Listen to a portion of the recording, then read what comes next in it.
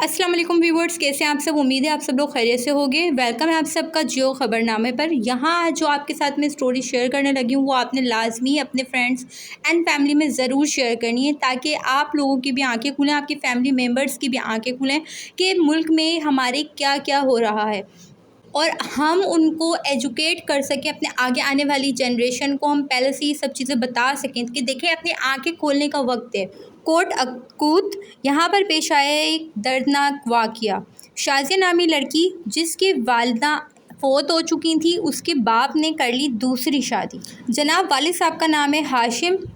जिस दौरान शाज़िया उस लड़के को पसंद करती थी और उस लड़के का नाम था तारिक। शाज़िया ये चाहती थी कि मेरी शादी तारिक के साथ हो जाए, जिसको वो पसंद करती थी। शाज़िया ने बहुत कोशिश की कि घर वाले मान जाएं, लेकिन शाज़िया के घर वाले इस रिश्ते को बिल्कुल नहीं माने और बिल आखिर शाज़िया की शादी कर दी गई शाज़िया की सुतीली माँ की उसकी फ़ैमिली में।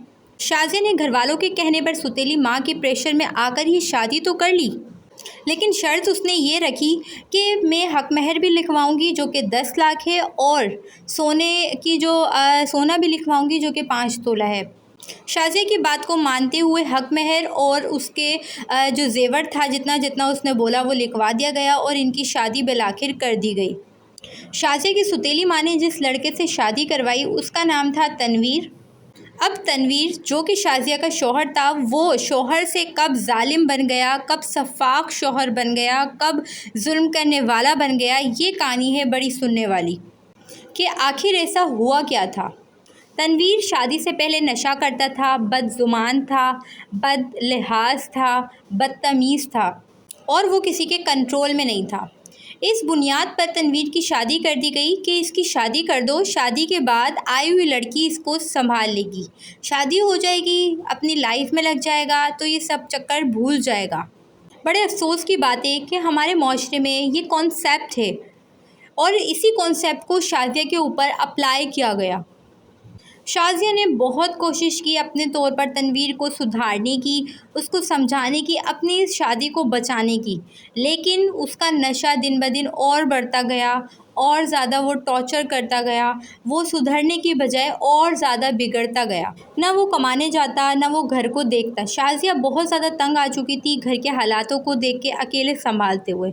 शाज़िया ने बिलाखिर फ़ैसला किया कि तनसीखे निकाह वो अपने शौहर से कर लेगी। यानी अब ये तनसीखे निकाह क्या चीज़ है, क्या होता है तनसीखे निकाह। हमने अक्सर सुना है कि मियाँ बीवी में नहीं बनी तो शौहर ने बीवी को तलाक दे दी, या अगर बीवी की शौहर से नहीं बनी तो वो अलैदगी के लिए कुला ले लेती है। लेकिन ये तनसीखे निकाह क्या है, आज हम इस बारे में भी डिटेल से बात करेंगे कि तनसीखे निकाह क्या है, इसकी शराइत क्या होती हैं, क्या ज़वाबित होते हैं, और कुला क्या होती है और तलाक क्या होती है। तलाक और कुला का कॉन्सेप्ट तो आप लोगों को पता होगा ही, लेकिन मैं आज जो आपको डिटेल से बताने वाली हूँ वो है तनसीखे निकाह के बारे में, तो ध्यान से सुनिए।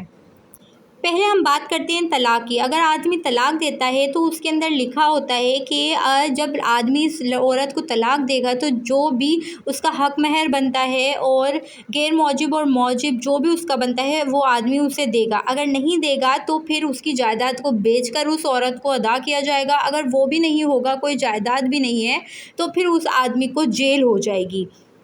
कुला औरत लेती है और कुला के लिए किसी का भी कुला औरत लेती है और कुला लेने के लिए किसी वजह का साबित करना बिल्कुल भी ज़रूरत नहीं है। शौहर मारपीट करता है, नशा करता है, उसका हक अदा नहीं करता, औरत का सिर्फ यही कहना भी मुकम्मल होता है और औरत का तो सिर्फ ये भी कहना पूरा हो जाएगा कि वो अपने शौहर को पसंद नहीं करती, इसलिए वो अलैदगी चाहती है। अदालत ने ये ऑर्डर जारी किया है कि किसी को भी किसी के साथ ज़बरदस्ती रखने का ऑर्डर नहीं दिया जा सकता। कुला लेने की सूरत में औरत को हक महर से दस्तबरदार होना पड़ता है। अलैदगी का तीसरा जो है वो है तनसीखे निकाह। अब ये तनसीखे निकाह क्या होता है, इसकी क्या शराइत हैं, क्या ज़वाबित हैं, अब ज़रा ये ध्यान से सुनिए।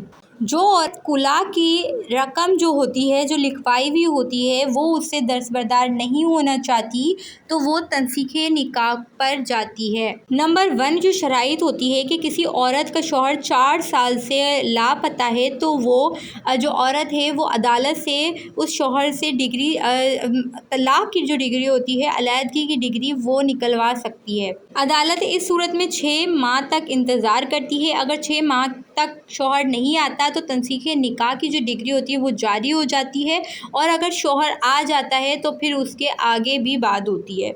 अगर शौहर 2 साल से खर्चा नहीं दे रहा तो तब भी तंसीख़े निकाह लगता है। अगर शौहर 3 साल से अज़दवाजी हुकूक नहीं अदा कर रहा किसी बिना वजह के, तो तब भी तंसीख़े निकाह हो सकता है। अगर शौहर पागल हो गया है या फिर किसी वबाई बीमारी में मुब्तला हो गया है, 2 साल हो चुके हैं, तो तब भी तंसीख़े निकाह लगता है। अगर शौहर को 7 साल या फिर उससे ज़ायद की उम्र कैद की या सज़ा हो गई है तो तब भी तंसीख़े निकाह होता है। अगर शौहर ठीक था लेकिन शादी के बाद नामर्द हो चुका है और अभी भी है, काफ़ी टाइम गुजर चुका है, तो भी तंसीख़े निकाह लगता है। लास्ट पॉइंट ये है कि अगर लड़की की 16 साल से कम उम्र में उनके पेरेंट्स ने या फिर रिश्तेदारों ने उसकी शादी करवा दी है और अब वो 16 साल से बड़ी हो चुकी है और वो फ़ैसला करना चाहती है अपने शौहर से अलहदगी का, तो वो तंसीख़े निकाह कर सकती है। एक ये भी है कि अगर शौहर उसको मार पीट करता है, उसका ज़ेवर बेच दिया या उसकी जो चीज़ें हैं वो उसे इस्तेमाल करने नहीं देता या उसकी इजाज़त के बिना जो है उसने उसके सामान को बेचा है, तो भी तंसीख़े निकाह लगता है। अगर के बीवी चाहे तो उसे माफ़ कर दे, अगर नहीं चाहे तो नहीं भी करे, लेकिन तंसीख़े निकाह इस सूरत में भी लगता है। लेकिन कुला में तो सिर्फ़ औरत का ये कह देना कि मैं अपने शौहर को पसंद नहीं करती, कुला ग्रांड हो जाती है। लेकिन तंसीख़े निकाह में जो इल्ज़ाम आप उस आदमी पर लगाओगे वो आपको साबित करना पड़ता है। अगर आप उसको साबित कर लेते हो तो तभी आपका तंसीख़े निकाह मुकम्मल हो जाता है। ये तो हो गई तंसीख़े निकाह की मुकम्मल डिटेल जो कि आपने आज तक नहीं सुनी होगी। तो अब आ जाते हैं वापस शाज़िया के केस पे। तो शाज़िया ने जब तंसीख़े निकाह करने का सोचा तो फिर उसको घर वालों ने काफ़ी रोका, लेकिन जब तंसीख़े निकाह उसने कर लिया तो फिर उसके बाद उसका जो पहला जिसको वो प्यार करती थी, तनवीर नामी शख्स, उसके साथ उसने निकाह कर लिया दूसरा।